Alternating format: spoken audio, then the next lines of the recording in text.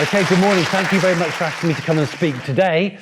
So yes, I want to talk a bit about what evidence-based practice means. But before I kind of get into the body of it, I want to present you with a couple of kind of propositions just to see if you actually agree with them or not. Okay, so my assumptions behind this whole talk is that workplace and other organizational professionals should essentially try and do stuff that addresses important organizational business problems and opportunities, not trivial stuff, and should try and do what's more likely to work. Now, broadly speaking, I assume you agree on the basis you don't want to do trivial stuff that doesn't work. I assume that's the case. Though, if you reflect on what you're doing now, certainly I speak for myself too, or perhaps on your career, you might look back and go, actually, a lot of the stuff I did maybe wasn't that important, didn't make a difference, and didn't really work.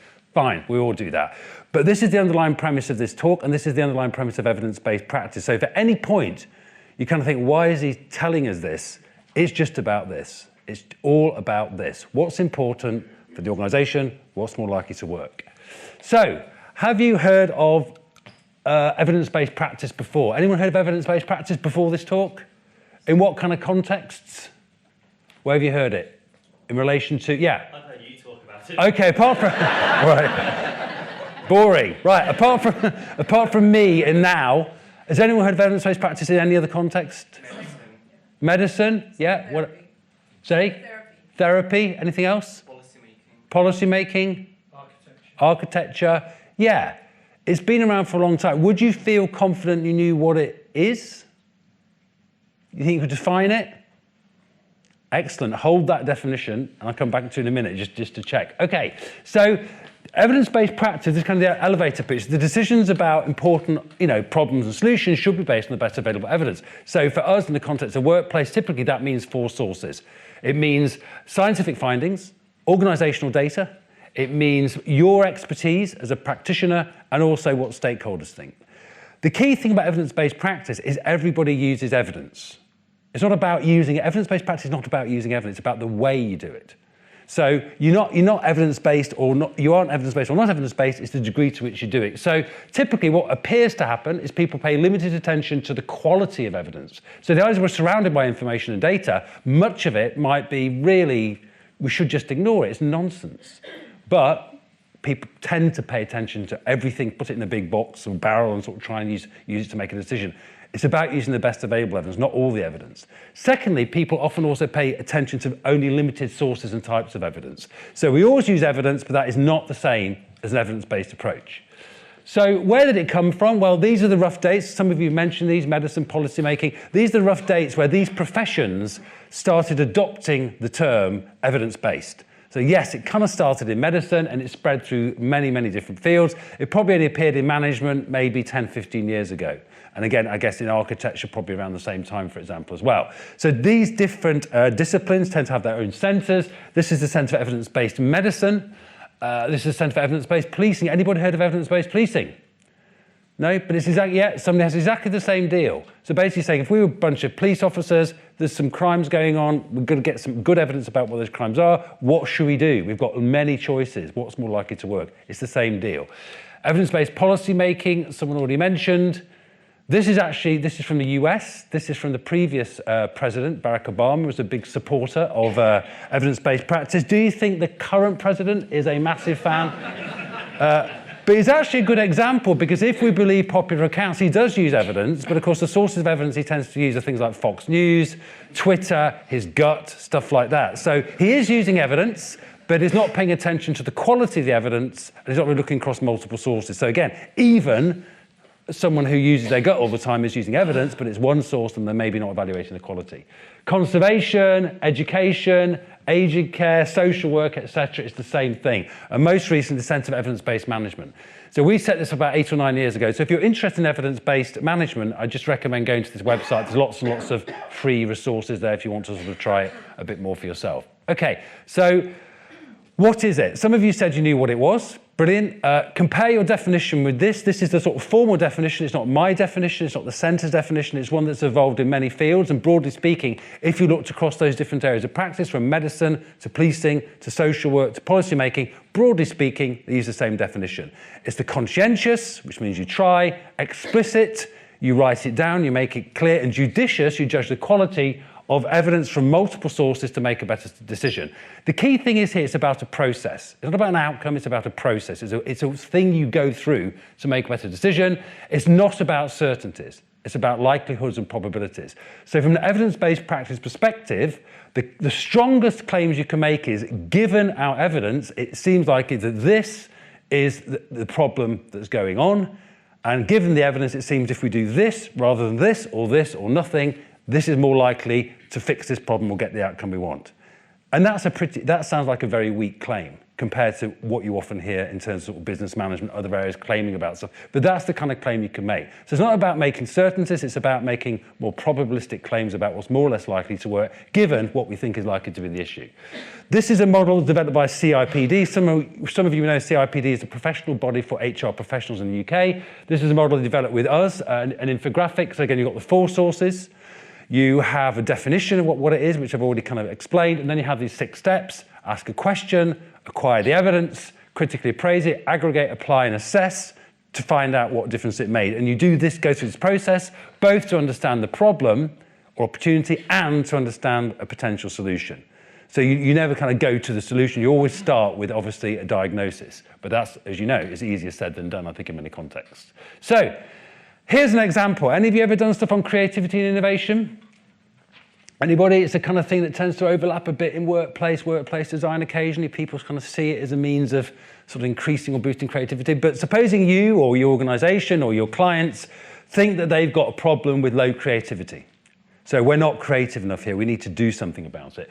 And because it is, you should sort of look at how you've measured creativity and how would you approach this problem, potential solutions from an evidence-based practice perspective. I'm just going to give you examples of the kinds of questions you, your team, with your clients, these are the kinds of questions you'd ask to elicit the kind of information to help you make a more evidence-based practice decision. So they're the 4 sources again. Firstly, you'd ask about your own experience. Have we seen these kind of creativity problems before? Why do we think creativity here might be an issue or problem? What tells us that from our experience? If we think it is a problem, then what about solutions? What do we think might work? Now, you could say, well, is your expertise a very good or high quality source of evidence? Well, that's true of any source of evidence. Maybe it is, maybe it isn't. But the point is, unless you make it explicit and discuss it, you can't critically praise it and look at its quality. So for every single source of evidence, irrespective of where it's from, you always have to ask, how relevant, applicable, and trustworthy is this evidence? So in this case, I would say, unless you spent 20 or 30 or 40 years working on employee creativity, probably your professional expertise about what works is probably quite limited, because you would have had to experience maybe dozens, hundreds and hundreds of examples of interventions to improve creativity.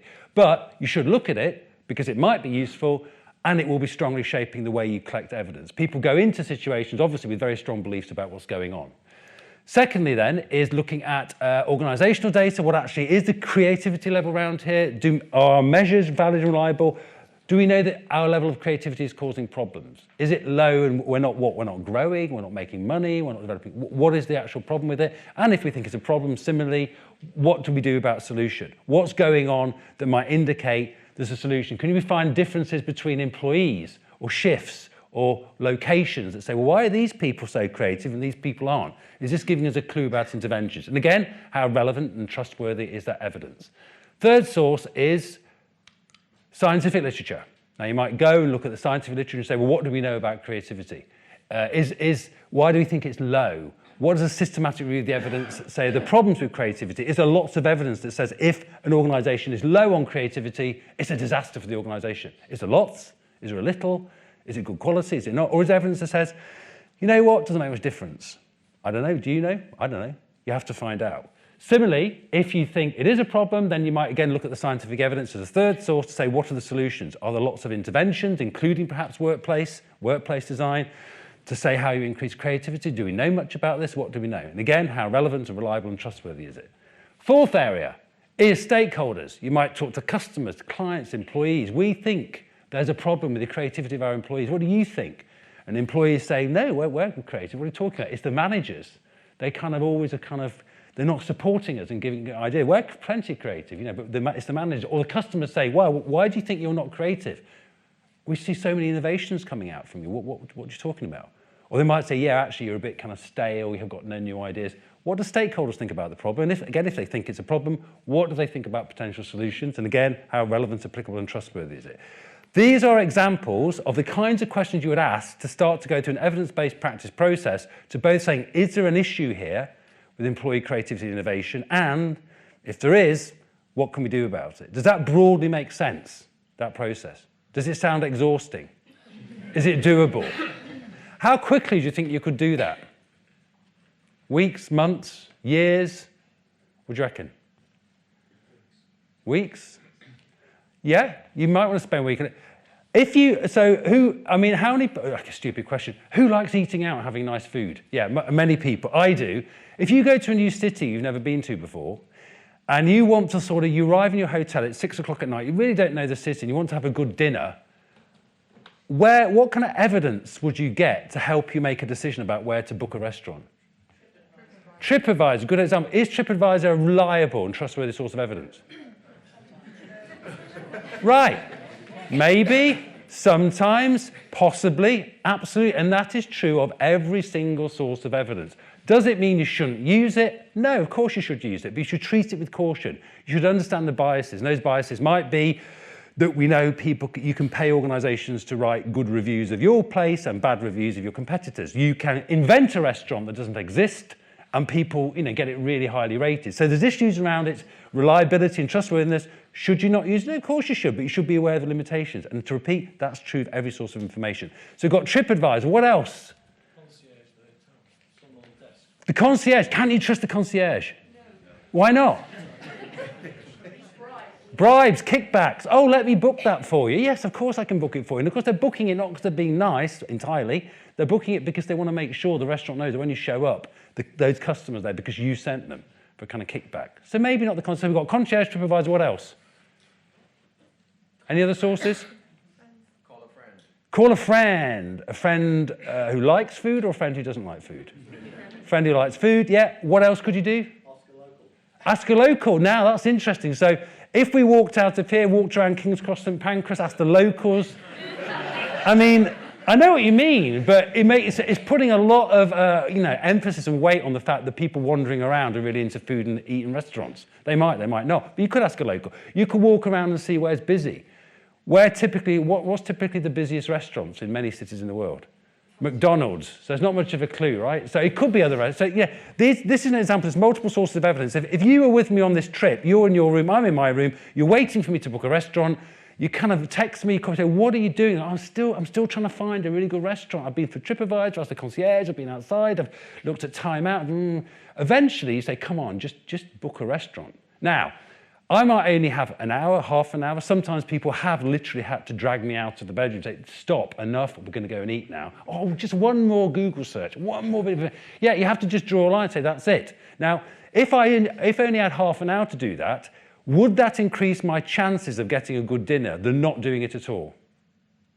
Yeah. If I spent half an hour, right. Yeah. And that's the principle of evidence-based practice. It's about making a more informed decision. It doesn't guarantee I'm going to get a great dinner, but it makes it more likely. Doing it not at all is worse than doing it for 10 minutes. Probably doing it for half an hour is better. Doing it for 5 hours, probably it's not going to make any difference. So that's the whole principle, about a more informed decision. So this does look exhausting, but if you need to do it quickly, you can. And I think it's still likely to help you make a better informed decision and get to the outcome you want. Okay, do you think you're doing this already? Inherently, I like it. Implicitly, inherently. So that kind of means, no, I'm not doing it in another way. No, it means I am kind of doing it, but not. Anyone think they're doing this? 4 sources, 6 steps. Which bits are you not doing? Are you critically appraising explicitly the quality of the information you're using? It's kind of important to try and foreground it, otherwise you might be subject to kind of biases and whatnot. Yeah, you might be. You've got to foreground it. But are you doing that? Are you looking across multiple sources? How many? 2? Do you think we tend to favour some sources? Yes, I think different people favour sources. We tend to favour. What's the source of information we can get to easiest? What's in our heads? Well, Google, yeah. Or possibly Google is even faster than what's in our heads sometimes. Yeah, Google or what's in our heads. So we tend to favour things it's easy to get hold of. So I think these are the 3 main differences between what everybody uses evidence. I've already said that. But I think these are the 3 main differences. It's the approach to evidence, conscientious, explicit, judicious.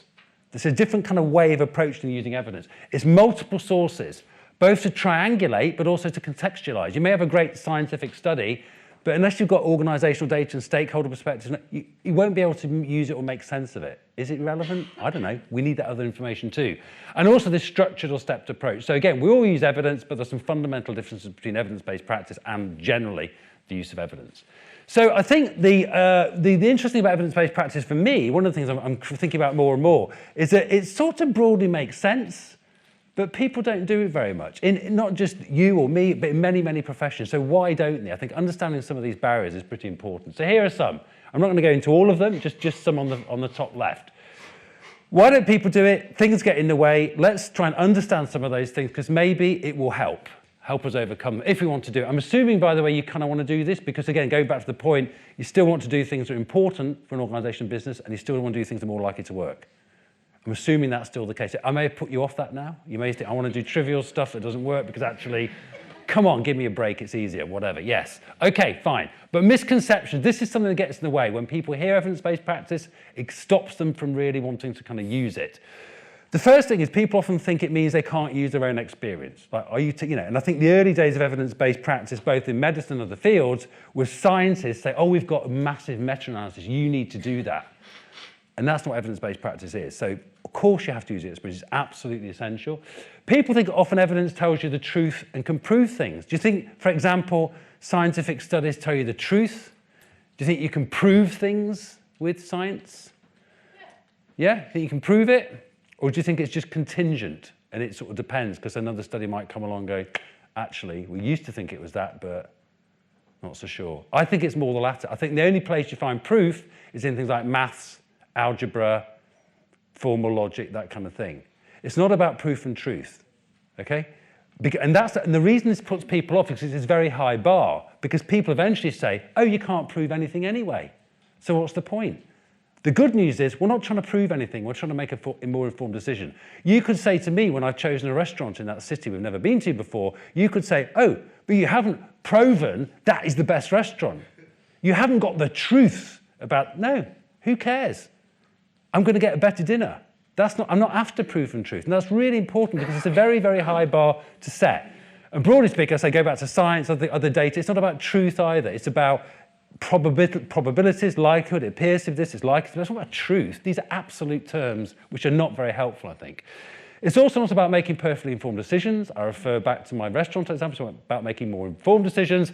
And also, it's not about getting the answer. As we've all experienced, the more information you get about a problem and potential solutions, actually you don't get the answer. You think, okay, it's not really the problem I thought it was, and it's two problems. And actually, this solution isn't really a solution. Maybe there's a few other things I need to do. Now, you could see that as a terrible disaster, or you could say, hey, I just learned something. So getting more information is confusing and doesn't give you the answer, but that doesn't mean it isn't useful. And that's one of the key points. So these are some misconceptions. I think in many fields, there's also some misconceptions about the role of science, and I think workplace has got all a bit sciencey in the last probably 10 or 15 years, maybe 20 years. And these are some of the misconceptions of science that also get in the way. I think the breakthrough studies are the most important. New, exciting studies are the most important. But no, obviously, by definition, new studies are the most unreliable studies. So they're far from being the greatest. They're possibly, we just don't know if they're great or not. We just don't know because only one or two. Single scientific studies can be important. No. Broadly speaking, a single scientific study is never important. Why? Because it's unreliable. You need to replicate, then maybe. But what we're often exposed to are single studies. People make a big deal. They go to a journal. They show an article. Oh, this person found that in this study, in this content. Oh, it's kind of interesting, but I can't use it because I need to know, it's not very reliable. It's fun, it's interesting, maybe there's just some insights, but it's not reliable in terms of evidence. Science published in peer-reviewed journals can be automatically trusted? No, for all kinds of reasons I won't go into now. Science is the highest quality evidence. Of course it isn't. Depends what your question is. You may have, it says there, you may have organizational data that's actually much higher quality than anything you find in a so-called peer-reviewed journal. Scientists themselves are reliable sources of evidence? Of course they're not.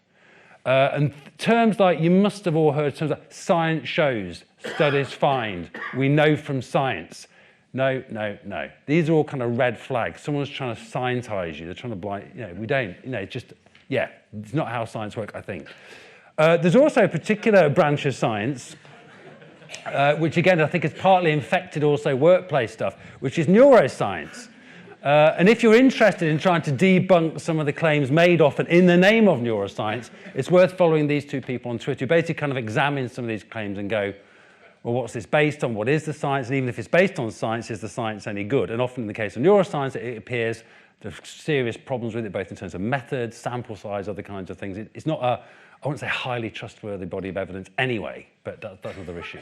So one obstacle I think is that. Another obstacle is cognitive biases. I'm sure most of you heard of things like System 1 and System 2, the idea that, yeah, things get in the way, we're kind of, we want to make these fast, intuitive decisions, which is great for lots of things. It's really terrible for other kinds of decisions.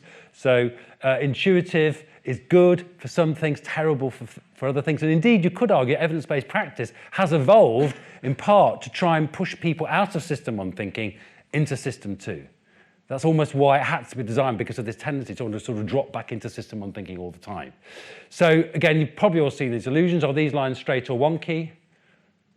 Wonky, yeah, well, they're not, they're straight. How do you find out? You measure it or something, right? You measure, and that's a principle of evidence-based practice. You see some evidence, it looks like that, let me check it. Let me get another source of evidence, which could be a rule, or it could be looking down the side of the slide, because it looks wonky, but is it? This is a sort of quite extreme one, but again, the lines are parallel, not straight. This is something else. Is this an illusion, or is it real? What do you think? Can we believe this? You must have seen models like this before. Endless models of, in this case, employee experience. Not picking on this in particular. So yeah. Design. Say again? It's just graphic design. Well, it's just graphic design, probably, but it's actually posing as something else, which is, well, what is it? So these things, do these things, it leads to this, which leads to that. Okay, that's interesting. Let me check it out. Is it an illusion, or is actually that's what goes on? Here's another one. These circles are actually parallel. It looks like they're going into each other if you follow one around. This is another example of one, employee experience, the new employee engagement, same sort of thing. That leads to that. Okay, that looks really interesting. Is it an illusion, or is it real? I don't know. Let's check it out. And similarly, this is just a weird one. If you look around this, what happens to the dots? Yeah, they keep just sort of shifting position and so on. So that, I think, is the second barrier, and this is a classic one. Who's seen this question before?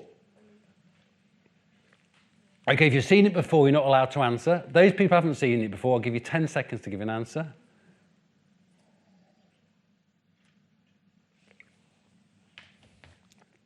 Okay, what's the answer? Have you seen it before? No. Okay, what's the answer you want to give, even though you know it's probably wrong? Okay, put your hand up if you kind of want to say 10p. Yeah, do you want to say something else? I was going to say 90p. Okay, you're going to say 90, so we've got 10p, we've got 90p. Anyone want to say something else who hasn't seen it before? 5, yeah. The correct answer is 5 pence. Most people think it's 10 pence, including me. Some of you will leave today still thinking it's 10 pence. Occasionally, people have even emailed me saying, are you sure it's not 10 pence? It is 10 pence. Sorry, it is 5 pence. See? Just did it. It is 5 pence. Yeah. And you can check it out. If you put in 10 pence to the equation, it doesn't work. So yeah, but it looks, there's another kind of bias. The way it's worded is forcing us to go this way. And of course, the worst kind of bias, there's hundreds of kind of biases, is a metacognitive bias, the belief we're not biased. So this gets in the way as well. Okay, third kind of barrier is strong and wrong beliefs. I'm going to go through this quite quickly. It ain't what you don't know that gets you into trouble. It's what you know for sure that just ain't so. The idea that strong beliefs which are wrong are problematic, and actually not knowing things is fine because you're going to find out. Here's some questions of, you may not have these, but people sometimes do. What do you think's happened to average job tenure in the past 10 years? How long people stay in jobs? Who thinks it's gone up? People staying in jobs longer? Who thinks it's gone down? People staying in jobs less? Yeah, that's sort of typical. Who thinks it's about the same? Okay, this is a CIPD study published around 2010 that suggests that basically job tenure didn't shift greatly between the 70s and the mid-2000s. Average job tenure actually appears to increase slightly in recent years. So far from going down, national average data, the same is more or less true in the States, actually suggests, why do we think it has? I don't know, but we do. Here's the percentage of the workforce in permanent employment over the past 20 years. Who think it's gone up? There's a higher percentage of people in permanent employment than 20 years ago?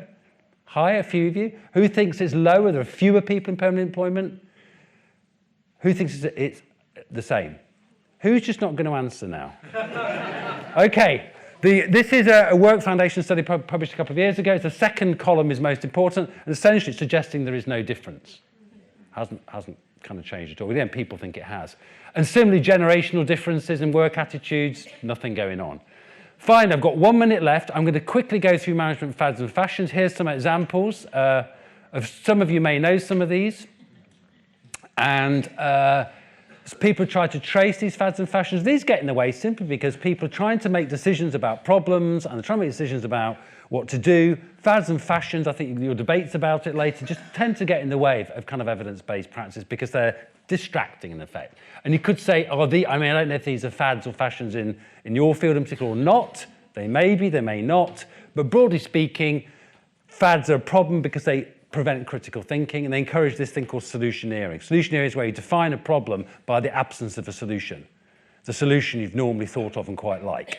So the problem is we don't have an employee experience program. Well, that's not a problem. That's a thing you could do about a non-defined problem. Similarly, the problem is we need to increase flexible working. That's a problem we need to do. Well, why? You can do that, but what's the problem it's trying to address?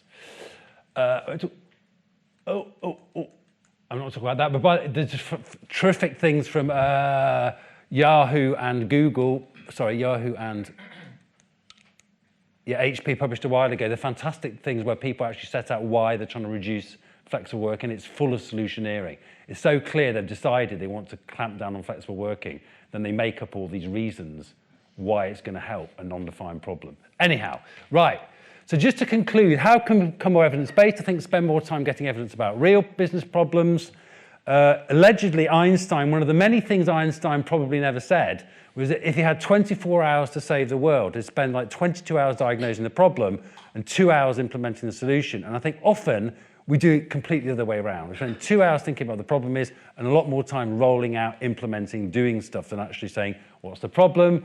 I think ask the question why a lot, maybe more humility, less solutioneering, and I think more healthy skepticism is quite important. And using an evidence-based practice decision support, such as the infographic I showed. So you stay on track. You say, what are the different sources of evidence? How have we gone through this process? The disadvantages are it challenges beliefs, it requires more effortful thinking, makes it hard to follow fads, it stops power and authority based on certain kinds of decision making. I guess you all know what, because I say so, you all know what JFD is, right? Just effing do it. Who knows what hippo decision making? Hippo? Anybody? Highest paid person's opinion. And I almost guarantee, if you've been working for a while, you will have been in a meeting where people are trying to make a decision, and everyone goes, they find it really hard to make it, and all eyes fall on the highest paid. Well, what do you think? Okay, we'll do that. Yeah, highest paid person's opinion, and also reduces action orientation and management. These are disadvantages. I also think they're advantages. I think slowing down, not making decisions purely based on authority is not actually a bad thing to do in organisations. And also, evidence-based practice, as far as I can see, is the only way you actually learn more about your work. If you just keep doing stuff, you can keep doing stuff, but unless you go through a process like that, you essentially won't learn very much about the organisations you work with, or the research in your field, or your own experience. You'll just keep doing stuff. And also, it's important because I think in the end, it's the only way we can do that. If you agree with that, doing what's important, doing what's more likely to work, something like evidence-based practice, as far as I can see, is the only way of doing that. Thank you very much.